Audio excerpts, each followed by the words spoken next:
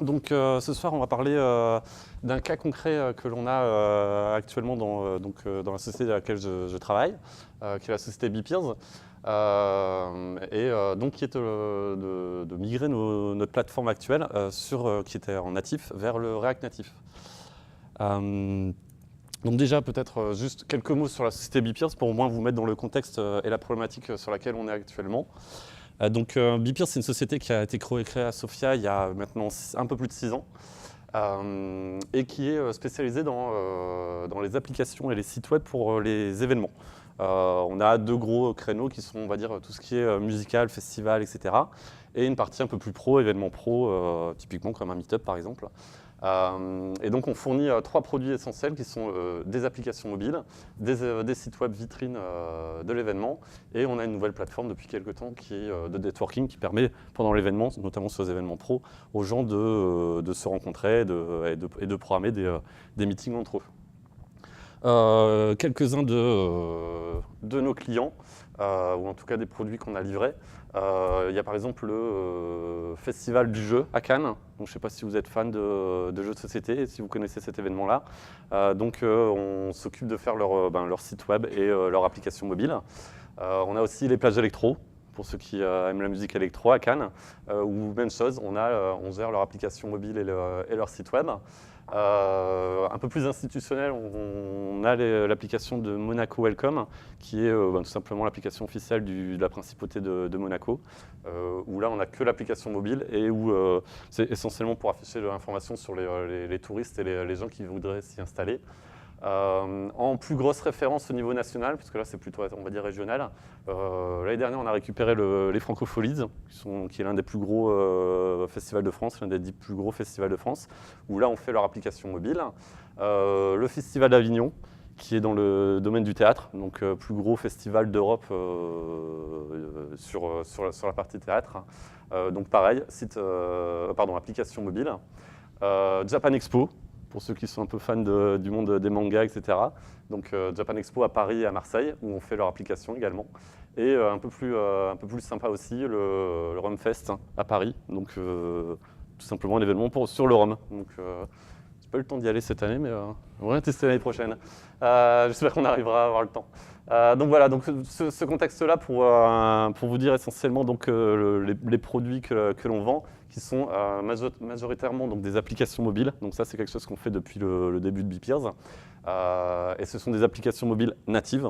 Donc ça, c'est un choix qu'on a fait depuis le début, donc il y a maintenant 6 ans. Donc native et non pas hybride, genre Cordova, Ionic, ce genre de choses. Juste parce que on estimait que si on voulait atteindre ce genre de cible et de clients, il fallait malheureusement qu'on ait une qualité de rendu assez professionnelle. Et il y a 6 ans et même encore maintenant, quand on fait de l'hybride web Ionic, Ionic ou Cordova, il y a toujours des limites qui sont un peu justes et qui sont, comment dire, en général pas acceptables pour des gros clients. Donc voilà, donc ça c'était une contrainte qu'on a mis tout de suite en place dès le début, de faire des applications natives. Et effectivement, depuis plus récemment, on va dire que ça fait 2-3 ans, où on a aussi des demandes dans le web et donc on présente les deux plateformes. Donc derrière ce contexte-là, donc si on prend notre existence chez Bepeers, donc comme je disais, c'est essentiellement, donc on a un serveur, pour résumer, qui fournit des API JSON et sur lequel se connectent donc trois plateformes, le framework iOS, le framework Android et le framework web. Le framework iOS et Android natif. Et c'est à partir de ces frameworks qu'on peut développer des applications très rapidement pour répondre aux besoins des clients. Donc, comme je disais, l'un des premiers problèmes qu'on rencontre par cette architecture, c'est le coût des développements, puisque qui dit plateforme native dit développement en double et en triple avec le web. Donc à chaque fois qu'on veut développer une nouvelle fonctionnalité, que ce soit pour un client spécifique ou même pour incrémenter notre version du framework, on doit développer sur 3 plateformes différentes. Donc c'est coût de développement multiplié par 3. Donc ça, c'est un des problèmes majeurs qu'on a actuellement. L'autre problème qu'on a, c'est la gestion de l'équipe, dans le sens où qui dit application native dit compétences en silo.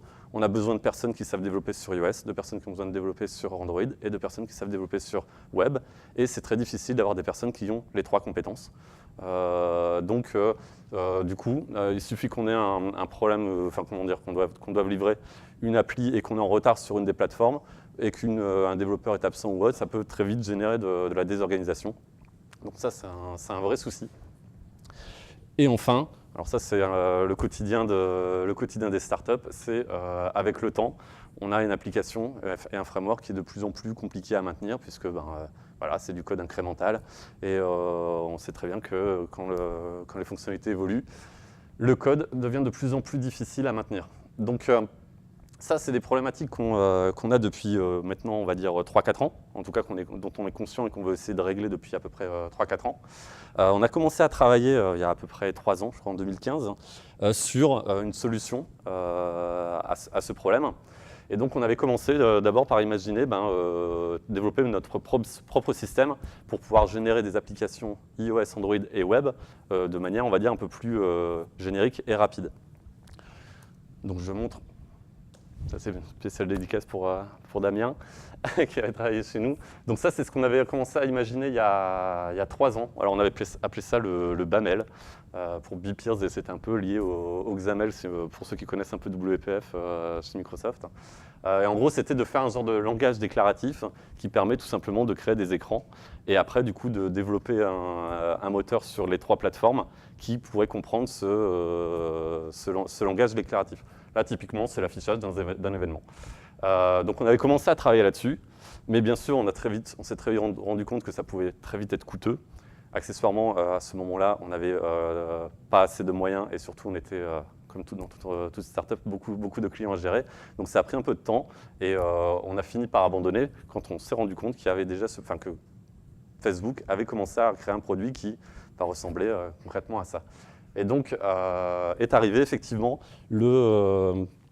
on est en 2015, oui c'est ça, et c'est là où on a commencé à voir que Facebook sortait le fameux React Native. Donc on a commencé à s'y intéresser pour voir si ça pouvait répondre à notre problème. Donc petit historique sur React et React Native. Donc pour ceux qui ne connaissent pas trop React et d'où ça vient. Donc React à la base c'est une librairie qui a été créée par Facebook. Donc ils ont leur premier développement date de 2011. Donc développement en interne, c'était par l'équipe Ads de Facebook qui avait des gros problèmes de performance chez Facebook et de complexité de leur code. Ils n'arrivaient plus à maintenir leur code, ça partait dans tous les sens. Et donc ils cherchaient un moyen, une technologie, de créer un framework qui leur permettrait de simplifier le développement de nouvelles fonctionnalités chez Facebook et surtout de les garder performantes puisque le site de Facebook était très complexe à gérer. Et donc ils ont trouvé cette solution grâce à React et l'ont publié en open source en 2013. Qu'est-ce que c'est React ? Ce n'est rien d'autre que la vue du modèle MVC. Donc il ne faut pas le prendre comme c'est pas un framework en fait, ce n'est qu'une librairie React. Souvent on entend parler React vs Angular, ce genre de choses. Finalement React ce n'est que la partie vue du modèle MVC sur le web. Et donc ce n'est que tout simplement la construction de composants. Donc c'est vraiment très simple, on fait du JS et on pose des composants graphiques, donc purement graphiques. Donc voilà, donc là typiquement c'est le fameux Hello World made in React et on se rend compte que c'est très très simple à mettre en place pour poser ces composants. Alors, s'il y en a qui sont un peu dans ce monde-là, vont se rendre compte qu'on est en train de mettre du HTML dans du JavaScript. Il y en a plein qui sont horrifiés par ça. Mais une fois qu'on a accepté cette problématique-là, et même chez Facebook, beaucoup de gens étaient sceptiques, on se rend compte que finalement, c'est d'une simplicité, et en tout cas que plus votre produit évolue et se complexifie, la complexité du code, lui, reste linéaire. En fait, ça tient grâce à ça. Donc, juste pour information, pour ceux qui tiltent sur ce côté JavaScript qui mélange du HTML, en fait, ça, c'est du JSX. Je ne rentre pas trop dans le détail, mais en gros, c'est comme si ce serait ce code-là, normalement, sur du pur JavaScript. Et en fait, Facebook a inventé un langage JSX pour pouvoir coder en HTML dans le JavaScript. Voilà, donc on revient comme ça grâce au JSX. Donc, comme je disais, React, à la base, ce n'est qu'une librairie pour pouvoir créer des composants UI en JavaScript sur le web. Et qu'est-ce qui a fait que React est devenu si populaire et a en gros à peu près battu Angular actuellement sur le marché, en tout cas quand il est sorti en 2015, c'est notamment sur les performances. Quand on est en 2015, beaucoup de gens qui travaillent, Angular est le framework JavaScript web le plus, on va dire le plus utilisé à ce moment-là, en tout cas pour faire des web apps. Mais il y a un gros problème, c'est sur les performances. C'est-à-dire que quand une application web devient complexe, eh bien, elle a tendance à s'effondrer au niveau des performances. Et c'est lié à une chose, c'est le fait que Angular met excessivement à jour le DOM, et que mettre à jour le DOM est quelque chose de très cher en termes de performance sur le web. Et donc, pourquoi React est devenu très populaire? C'est parce qu'en fait, il utilise un virtual DOM. Alors, schématiquement, un virtual DOM, c'est juste une copie du DOM. Donc, le DOM, pour ceux qui ne connaissent pas, c'est juste la façon dont on structure une page web. Donc voilà, tous les éléments d'une page web sont stockés dans un DOM. Et le virtual DOM, c'est juste une copie que garde en mémoire React et qui permet, sur lequel il fait tous ses changements lui-même, des composants React, avant de mettre à jour le DOM web. Et c'est grâce à cette technologie-là que React est performant et en tout cas régler les problèmes qu'avait Angular à ce moment-là. Alors pourquoi je fais cette histoire de Virtual DOM? Parce que c'est ça qui finalement est à l'origine de la création de React Native. Parce que grâce en fait à ce système-là, Facebook a réglé ses problèmes sur le web, ses problèmes de performance, ses problèmes de montée en complexité de son site. Et surtout, tout le monde, voilà, souvent ce que disent les personnes de Facebook, c'est qu'une nouvelle personne qui arrive chez Facebook, dès son premier jour, il arrive dans le code, un développeur, et peut tout de suite toucher et mettre à jour un des composants du site, très simplement, parce que justement, le code est simplifié de React Native, de React Web, et en gros peut tout de suite, de manière très confiante, mettre à jour ce code. Et donc, arrivé en 2015, React est partout chez Facebook, et ils se disent, le problème c'est que donc, pour le web on a réglé, mais sur le mobile, on est toujours en train de galérer avec nos applis natives, on s'en sort pas, on a les mêmes problématiques qu'on a sur le web, et on ne les règle pas puisqu'on n'a pas le framework de React. Ils se sont dit, mais pourquoi est-ce qu'on ne pourrait pas appliquer la règle de React Web sur le natif? Et c'est là où ils se sont dit, comme on gère un virtual DOM, on ne manipule jamais le DOM web, eh bien on pourrait très bien se dire, on arrête au virtual DOM, sauf que le virtual DOM met à jour l'interface graphique du mobile. Et c'est ce qu'ils ont fait, en fait. Donc, en 2015, à la React.js Conf, Facebook annonce React Native en présentant voilà, ce que c'est du code React Native. Tout simplement, si on regarde par rapport à ce qu'il y avait eu sur le web, la seule différence, c'est qu'au lieu de générer une div qui correspond au langage web, on a un tag texte qui correspond à l'UI TextView sur iOS et à la TextView, je crois, sur Android. Et donc, en fait, qu'est-ce qui se passe? Le code est en JavaScript, on code tout en JavaScript, mais on manipule les composants natifs du mobile.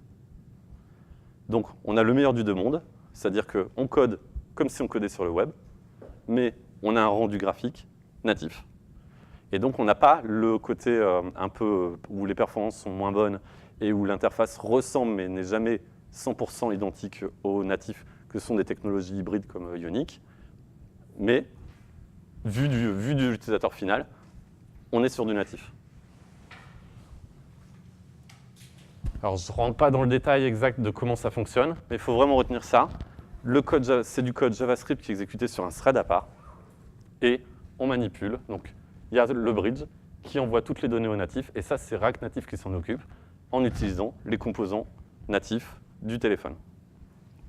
Donc voilà, donc la grosse avancée de ça, c'est vraiment, je code en JavaScript, donc de la même manière que sur le web, mais j'ai un rendu natif.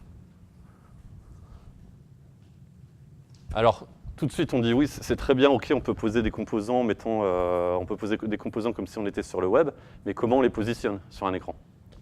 Eh bien, tout simplement, Facebook avait un framework qui existait, qu'ils utilisaient en interne sur leurs applis natives depuis à peu près 2-3 ans, en tout cas en 2015, qui s'appelait Facebook Yoga.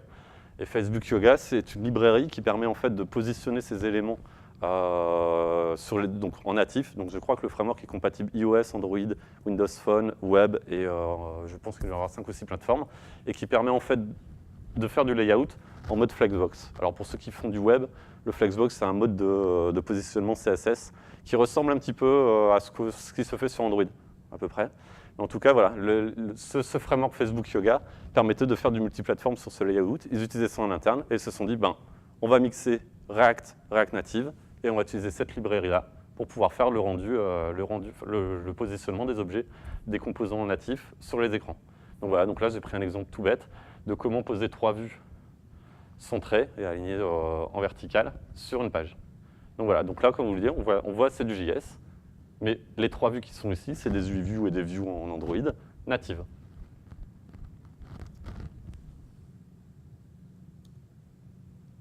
Donc, premier avantage de React Native, c'est le slogan que vend Facebook, c'est « Learn once, write everywhere ».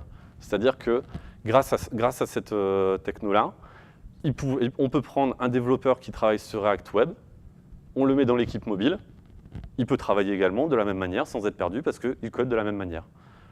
Il remplace juste des divs, des inputs par des text views, etc. Donc, on règle le problème du silo où il faut des compétences dans chaque plateforme. On peut échanger. Il y a du retard sur la plateforme iOS, pas de souci, on peut prendre un dev web qui a un peu plus de temps et le mettre à travailler sur iOS. C'est la même façon de faire. Deuxième avantage, c'est ce que je disais, c'est très très important, on a les performances du natif. Une application faite en React Native, c'est une application native. On ne voit aucune différence. La seule différence, si tant est qu'il y en ait une, c'est que le code fonctionnel est sur le thread.js.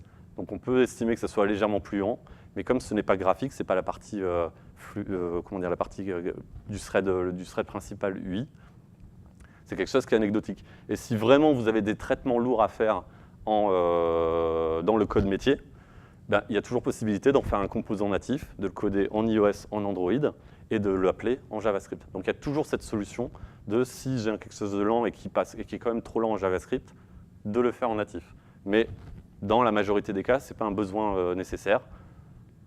Tout le code métier, les réactions, les interfaces, la navigation en JavaScript, et le pilotage des composants natifs. Autre avantage, on peut utiliser le code en commun entre iOS et Android. À part quand on veut jouer sur certains comportements qui sont toujours différents entre un iOS et un Android, sur la navigation, sur certains éléments qu'on veut faire différencier, on peut mettre en commun une majorité du code. Alors, une stat qui sort en général, c'est 80%, mais il y a des applis qui montent à 95, 98, 98%. Donc ça dépend vraiment après de si on veut vraiment différencier les choses ou pas. Et de la même manière, le code métier qui est codé pour le natif peut être utilisé aussi sur le web. Donc bien sûr, il n'y a que la partie du coup UI qui est différente entre le web et le natif. Un autre avantage, c'est les temps de développement qui sont accélérés. Pour ceux qui développent en natif, ils le savent, quand on commence à avoir des projets un peu lourds, le temps de compiler à chaque fois qu'on fait une petite évol pour tester, pour avancer, pour vérifier que tout fonctionne correctement, ça prend du temps de compile. En React Natif, là il y a une démo, tout se fait à la volée, comme si vous développez en web en fait.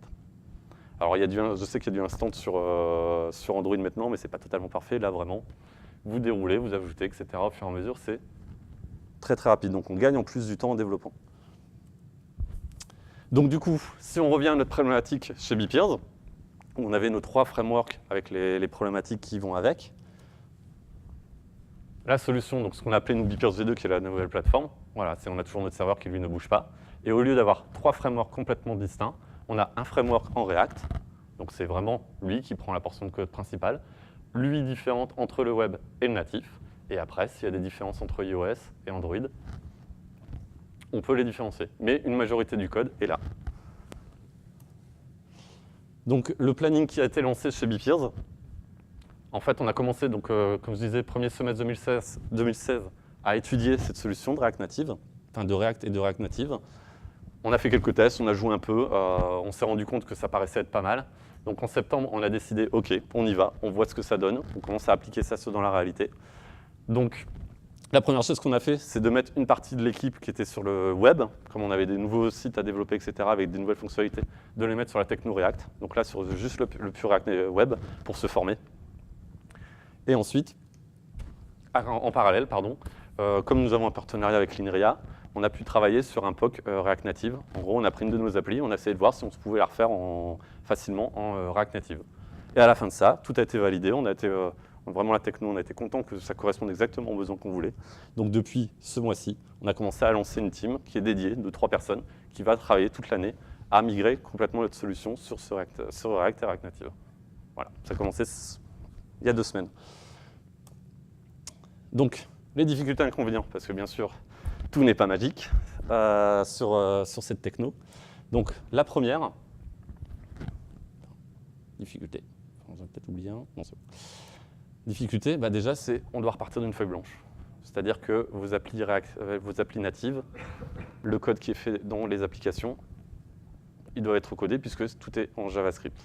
Alors, un petit bémol, comme on peut toujours réutiliser on peut faire ses propres composants natifs, on peut toujours à un moment se dire si on a un composant très complexe qui est métier ou autre et qui est très dur à reproduire ou autre ou qui nécessite, on peut toujours le garder et faire juste le bridge entre le JavaScript et le natif. Mais concrètement, la plupart du temps, la majorité des cas, il est quand même préférable de repartir d'une feuille blanche. Donc, gros défaut, on ne peut pas tout simplement prendre le code existant natif et le migrer par une moulinette ou autre, ça n'existe pas.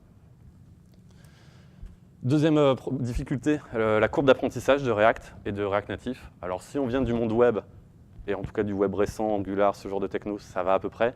Quelqu'un qui vient du monde mobile, là il atterrit dans un monde qu'il ne connaît absolument pas, avec plein de gros mots, du Babel, du S6, du Webpack, du Node, du NPM. Donc si c'est des choses dont en tout cas on ne s'est jamais intéressé ou on n'a jamais travaillé avec, ça peut être très dur au début. Ça peut être vraiment perturbant. Le développeur natif, mobile natif, peut vite être perdu là-dedans. Donc la courbe est vraiment abrupte.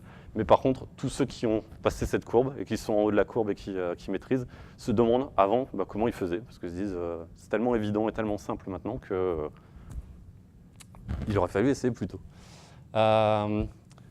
Oui, l'expertise mobile est toujours nécessaire. Ah oui. Donc ça, pour ceux qui pensent que je suis dev web, je vais pouvoir développer du mobile, du React natif et ça va être génial, c'est pas vrai. Comme je disais, on code en JavaScript, mais on manipule toujours des composants natifs. Et donc, qui dit qu'on peut manipuler les composants natifs, dit se prendre toutes les problématiques qu'on a avec les composants natifs. Donc, il y a toujours un moment ou un autre où on tombe sur un problème, et si on n'a pas l'expertise mobile, on va perdre énormément de temps. Donc, dans une majorité des cas, faire des écrans simples, etc., il n'y a pas de souci. Quand on commence à être un peu plus faire des écrans un peu plus complexes, là, la compétence native, iOS, Android, est toujours nécessaire. Donc ça, dans une majorité des cas, on a du code en commun, mais on peut très vite avoir besoin de ces compétences. Donc, ne surtout pas se dire, plus besoin de dev native, on prend des dev web, ça va très bien marcher. Donc voilà, l'expertise est toujours nécessaire. Et enfin, c'est une techno qui est encore jeune. Donc je disais React Native 2015. Depuis, donc nous on a suivi depuis à peu près début 2016. React commence à être relativement stable maintenant, depuis on va dire à peu près 1 an. React Native, ça bouge encore beaucoup. Donc on disait, il y a une release tous les mois. Là, depuis quelques temps, il n'y a plus de cassures. C'est toujours à peu près rétrocompatible. Il y a encore 1 an et demi, on pouvait avoir des cassures à chaque mise à jour de librairie. Voilà, ça c'est inhérent à cette techno qui est encore un peu jeune. La documentation qui est difficile des fois à récupérer, notamment dès qu'on commence à discuter du côté des bridges entre le JavaScript et le natif, là c'est très flou sur comment fonctionne le React Native, donc on peut vite avoir des soucis. Et enfin, la bibliothèque de composants qui est toujours pas complète, on peut toujours être en manque de composants natifs. Donc là, il faut chercher à voir si on doit en développer ou aller sur des librairies open source qui est autour de ça. Voilà. Donc voilà pour la présentation React native. Donc comme je disais, on est là cette année chez Bpeers, c'est l'année où on va donc migrer toute la plateforme après avoir tout testé et voir que ça fonctionne. On est globalement super content de ce qu'on va faire parce que quand on a commencé à y réfléchir il y a 2 ans, c'était quand même très jeune React Native. On ne savait pas trop où ça allait, est-ce que ça allait être la bonne techno. Surtout qu'en plus dans le domaine du web, les frameworks JavaScript passent à une vitesse et c'est très dur de voir lequel reste. Et il semblerait que là, actuellement, React a l'air de prendre le lead, et React Native, en tout cas dans ce domaine-là aussi. Donc on pense être plutôt confiant. Voilà. Après, l'avenir nous le dira, c'est cette année où on attaque la réalité, la mise en prod. Donc mise en prod prévue, normalement, des premières versions chez Bpeers en octobre ou novembre, cette année, si tout va bien. Voilà. Merci de m'avoir écouté.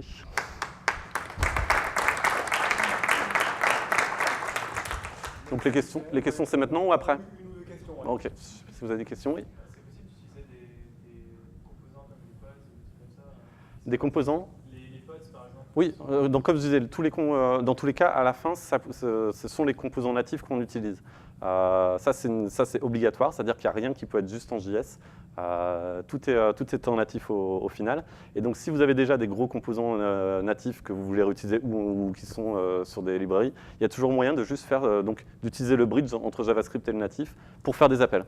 Donc on a le composant natif, on crée le bridge et après on fait les appels en JavaScript. Il faut juste comprendre que c'est ça. Le thread principal, le main thread, c'est le thread UI, donc natif. Et donc lui, il restera toujours, et c'est ça qui fait qu'on a un rendu purement natif. Et donc tout le code métier doit par contre lui être en JavaScript, donc dans le thread géré par React, donc en JavaScript. Ouais. Et ça marche comment en fait? Il y a un compilateur qui. Ah non, en fait, non, même pas. C'est vraiment du JavaScript qui est exécuté. Et en fait, ils utilisent la librairie JavaScript Core, je crois, sur iOS. Et ils ont fait leur propre surcouche sur les deux côtés. En fait, je crois que sur Android, elle n'existait pas officiellement. Ils en ont créé une, quelque chose comme ça. Ils sont en train de passer au même modèle que iOS. Voilà, c'est ça. Et donc, non, c'est vraiment du JavaScript qui est exécuté. Il n'y a pas de transformation à la compilation du JavaScript. Et c'est en ça où c'est une force, c'est que vraiment, on ne mélange pas les deux. L'UI, c'est natif. Et le code dans JavaScript. C'est ça aussi qui permet, comme je vous faisais voir, que quand on travaille, on a tout en live qui apparaît. Il faut juste comprendre, c'est ça, comme React et juste la partie UI, bah, ça colle en fait à ce qu'on fait à la base sur le web avec les composants React. On fait exactement la même chose. Donc voilà, donc effectivement, quand je disais, après c'est juste, je veux utiliser tel composant, ah mince, il n'est pas disponible dans React.js, il faut que du coup je crée ce composant et je fasse le bridge avec le natif. Donc c'est ça qui manque. Clairement, il y a encore 1 an et demi, il en manquait beaucoup. Là, il y a déjà de quoi s'amuser avec tous les composants disponibles. Mais effectivement, si vous en avez un spécifique que vous avez développé ou autre qui est lourd, ou que vous ne voulez pas refaire, c'est possible. Vous gardez votre composant natif et vous refaites juste le bridge pour pouvoir en faire l'équivalent en JS. Voilà. Alors, soit c'est dispo, soit, comme je dis, toujours ce bridge. AirKit, c'est pour la partie. Oui. Je pense. Alors, il suffit juste d'aller voir. Je pourrais limite vérifier pour voir s'ils ont fait les bridges ou pas. Il faut vraiment voir ça comme ça. Hein. Est-ce qu'il y a le bridge ou pas?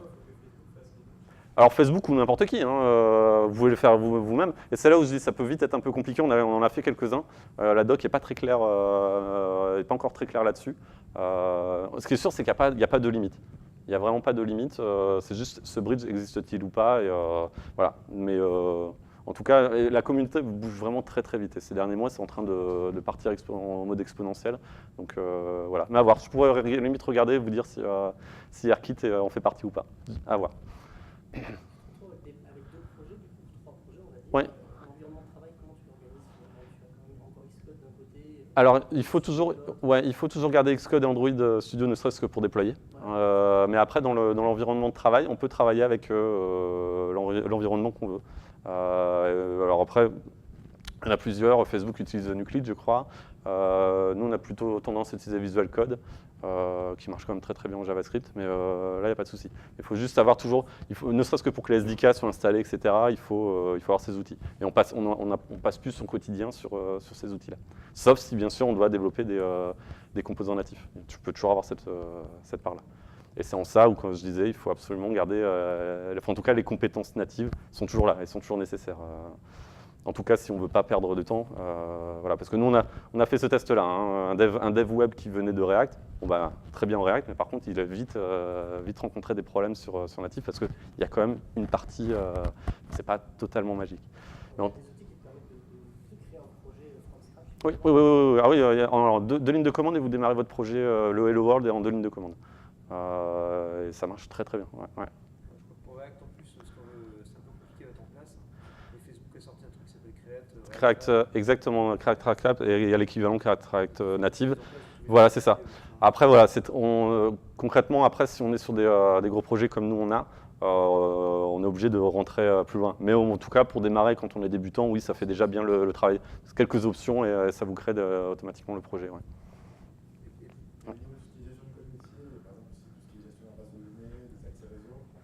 Alors, Alors justement, voilà, donc tout ce qui est accès réseau, ça c'est évident que du coup on peut le rendre commun en JS. Après sur la partie cache, effectivement, c'est plus compliqué dans le sens où on vient avec des outils qui viennent plus du web à la base, qui sont du cache web. Et donc c'est là où on risque. Nous, justement, c'est une des questions qu'on est en train de creuser là. C'est un des sujets. Voilà, c'est exactement ça. On aura tendance à plutôt utiliser un local storage, etc. Si on a des besoins plus poussés, je pense qu'il doit y avoir des choses pour ça. Oui. En fait, t'as pas de local storage. Ben non, c'est ça. Pas de web. C'est exactement ça. Et c'est en ça où justement on doit a priori avoir ce système de cache qui est plus par plateforme. Pour le réseau, ils fournissent un. Parce qu'en fait, c'est pareil, c'est du JSCore. Normalement, Ouais. t'as pas avec HTTP request, t'as pas ça. Il y a un feature, peut-être Christian peut me dire sur les features. Après, il est sur la partie web, mais ouais, on s'excuse. Il y avait la personne qui s'occupe de la partie native devait être là malheureusement, qui est vraiment rentrée dans le. Comment il avait trouvé l'équivalent, en fait, on arrive vraiment à avoir la partie commun. En tout cas, nous, on a toute une partie commune pour attaquer notre serveur, nos API. Et du coup, toute cette partie-là, on a réussi vraiment à la rendre commune entre la partie web et la partie native. En tout cas, dans les premiers tests qu'on a fait, ça a Métier, en fait, vous l'avez fait tout à fait. Exactement. Nous, si on revient sur la structure de notre framework, bon, alors après le schéma est relativement simple. Je n'ai pas voulu entrer dans le détail, mais voilà, tout est ici. Vraiment, quand on arrive ici, on est vraiment sur la partie UI, en fait. On est en train de travailler au niveau de l'UI et des interprétations. Et ça, franchement, c'est de rien que là, déjà, c'est un gain énorme. Parce que ça, c'est, oui, je pense ouais, on a plus de 70% de code qui est là, quoi. Donc c'est un gain énorme. Ouais. En général, en plus, c'est du code qui n'est pas forcément très intéressant. temps réel, là, en édition. Oui, donc ça, c'est ce que je montrais. On va faire dernière question. Ok, ça marche. Et c'est ça. Donc ça, c'est. Après, vous pourrez les poser pendant la partie network. Voilà, là, alors après, la vidéo n'est pas très clean, mais effectivement, voilà. Là, on voit qu'on est en train de rajouter un composant et automatiquement, il apparaît ici. C'est à la volée. Et ça, c'est un gain de temps pareil. Pour construire des écrans, pour ceux qui font du natif, voilà, ils savent, c'est très. Et ça, par contre, ceux qui viennent du web vont dire oui, alors, c'est quoi le. Mais là, on est en train d'avoir des composants natifs. Là, on affiche un écran natif. On peut voir, il y a la nav, etc. C'est du natif. Donc c'est vraiment la première fois qu'on voit ça, c'est impressionnant, mais ça marche très très bien. Voilà, pardon. Donc merci à vous.